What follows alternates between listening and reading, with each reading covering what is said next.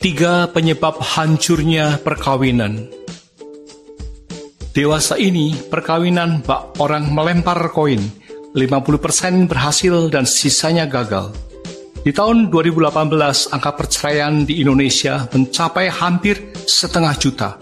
Di AS lebih dari 800.000, dan pemegang rekornya adalah Tiongkok, lebih dari 3 juta hanya dalam waktu 9 bulan. Mengapa kita harus concern dengan angka-angka ini? Sosial epidemiologi, ilmu yang mempelajari hubungan antara institusi sosial dengan kesehatan, menyatakan bahwa hubungan perkawinan dan keluarga yang bahagia akan membuat anggota-anggotanya 1. Lebih sehat, 2. Lebih sejahtera, 3. Lebih gembira, 4. Lebih cepat pulih dari sakit, 5. Lebih panjang umur, dan 6. Anak-anaknya lebih sukses.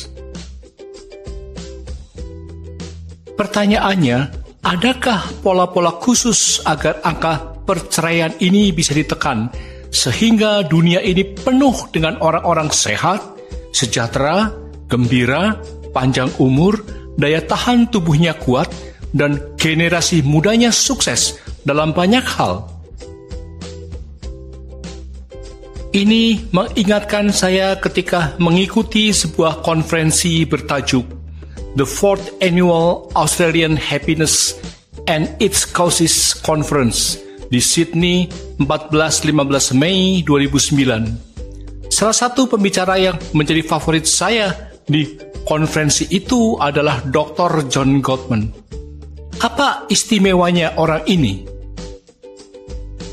Dr. John Gottman dari Washington University dengan koleganya Profesor Bob Levinson dari University of California at Berkeley mengadakan riset panjang selama lebih dari 30 tahun dengan melibatkan 3.000 pasangan suami istri atau pasutri.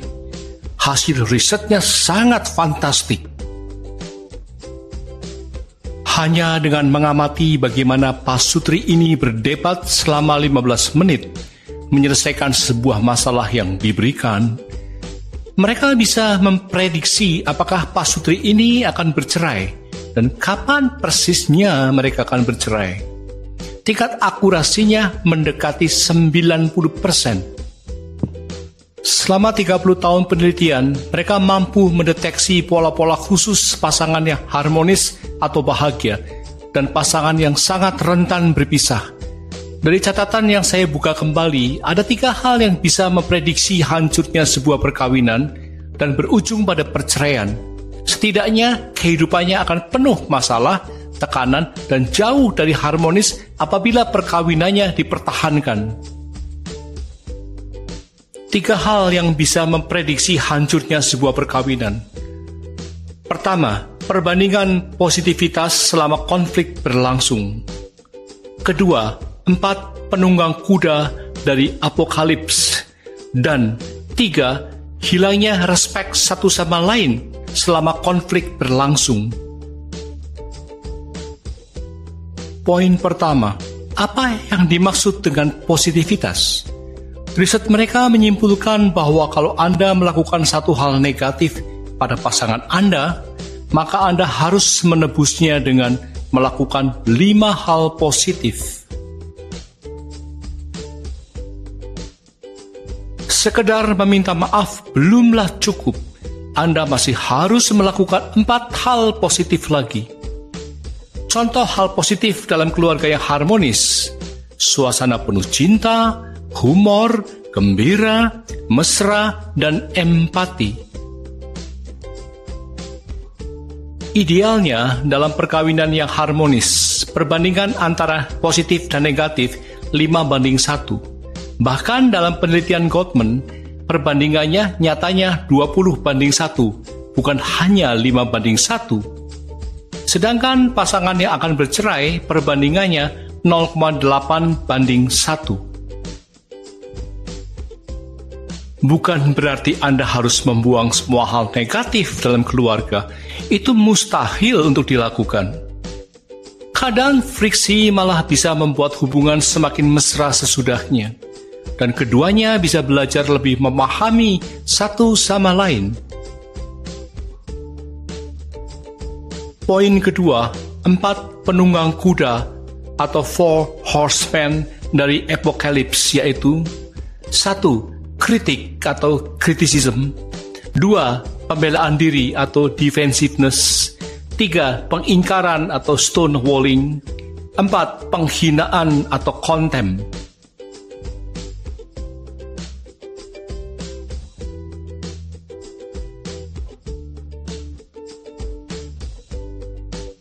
Satu, kritik atau criticism.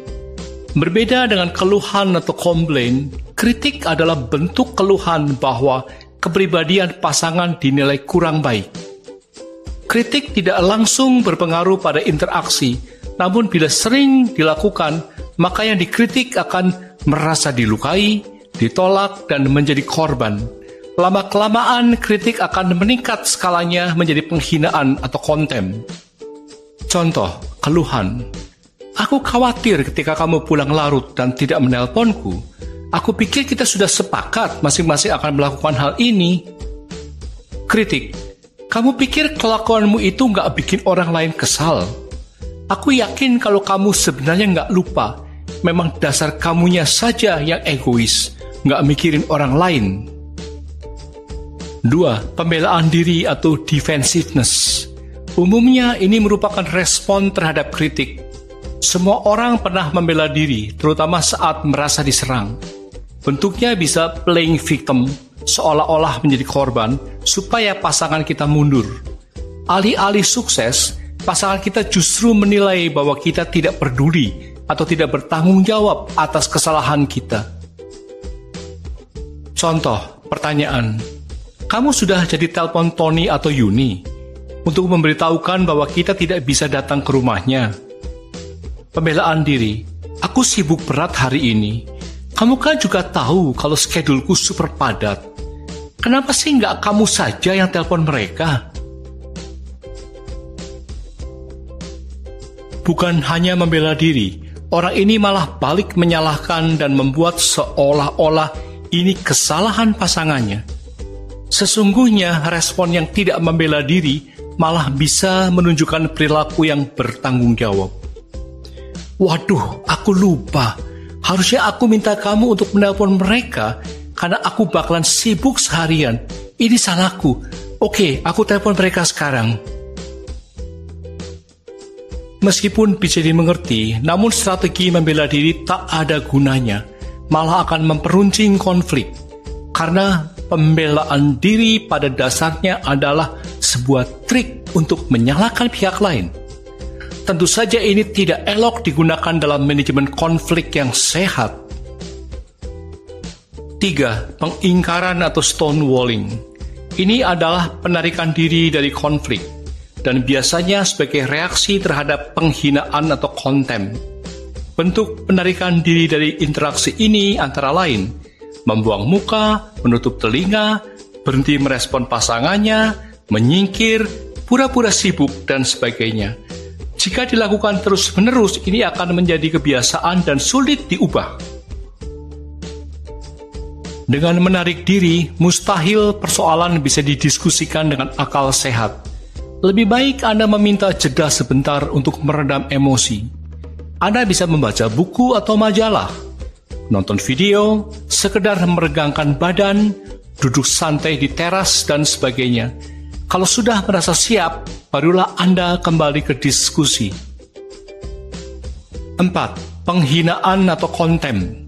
Inilah prediktor perceraian yang paling tinggi dan harus dibuang. Penghinaan jauh melampaui kritikan. Dimulai dari kritikan-kritikan kecil, lama-kelamaan intensitasnya meningkat dan akhirnya berubah menjadi hinaan. Dalam kritik, orang hanya menyerang karakter si pasangan. Dalam penghinaan, orang memposisikan dirinya lebih superior dalam segala hal. Terhadap pasangannya, dia bisa berlaku kasar, mempermalukan, menjelekkan saudara atau keluarganya, dan menggunakan ekspresi wajah atau gestur yang merendahkan. Contoh, kamu mengeluh lelah. Aku bukan cuma lelah, bahkan sampai berdarah-darah seharian mengurus anak dan rumah. Sementara kamu sampai di rumah cuma leyeh-leyeh di sofa sambil main games. Persis kayak anak kecil. Kamu ini benar-benar sakit jiwa apa ya? Riset menunjukkan bahwa pasangan yang saling menghina lebih rentan terkena infeksi, seperti flu, batuk, dan seterusnya, karena sistem kekebalan tubuhnya menurun. Penghinaan adalah akumulasi pemikiran negatif terhadap pasangannya. Poin ketiga, hilangnya respek satu sama lain selama konflik berlangsung. Dalam interaksi perkawinan yang harmonis, ada sikap saling menghargai. Ketika salah satu mengeluh, yang satunya merespon sambil mengangguk, menatap, bertanya, dan lain-lain. Ada komunikasi dua arah. Kalaupun tidak setuju, tetap dengan sikap menghargai.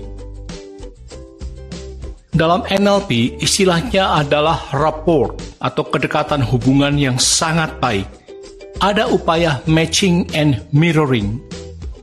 Perhatikan ketika dua sahabat sedang ngobrol asyik dan topiknya cocok. Gesturnya satu sama lain akan bercermin atau mirroring. Begitu juga ketika orang berdansa. Bila sudah tune in, maka gerakannya akan harmonis dan kompak. Menyadari indikasi munculnya salah satu dari kurangnya positivitas, adanya 4 penunggang kuda, dan kurang saling respek adalah petunjuk awal yang baik. Untuk mengikis komunikasi yang destruktif dan meminimalisir pola-pola konflik di rumah tangga, orang harus punya antidot atau penangkalnya. Kita akan bahas dalam kesempatan lain. Apa kata Profesor Bob Levinson saat Anda membutuhkan bantuan people helper? Kepada siapa Anda akan minta bantuan? Dia melakukan riset terpisah dari John Gottman dan menemukan hal yang menurut saya juga mencengangkan, namun masuk akal. Perhatikan chart berikut ini. Dari orang-orang ini, siapa atau profesi apa yang nasihat perkawinannya paling afdol?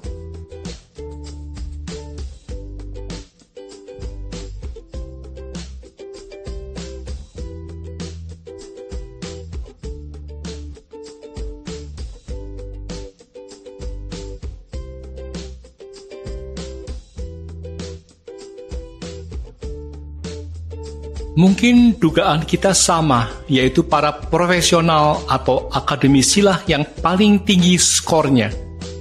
Ternyata hasil risetnya mengatakan bahwa pasangan harmonis yang sudah lama menikah, orang yang baru bercerai, pasangan yang baru menikah, dan pastoral counselors lebih tinggi skornya. Justru orang-orang seperti saya dan para penasehat perkawinan profesional di luar itulah yang skornya paling rendah, kata Bob Levinson sambil ngakak menertawakan dirinya. Perhatikan skor dari hasil risetnya ini.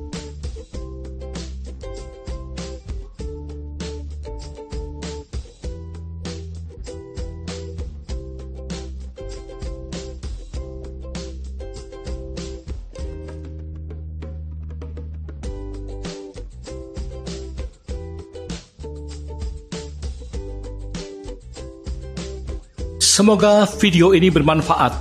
Selamat membangun mahligai rumah tangga yang harmonis dan bahagia, agar bisa menghasilkan generasi muda yang sehat, sejahtera, tangguh, dan cerdas untuk dunia yang lebih baik.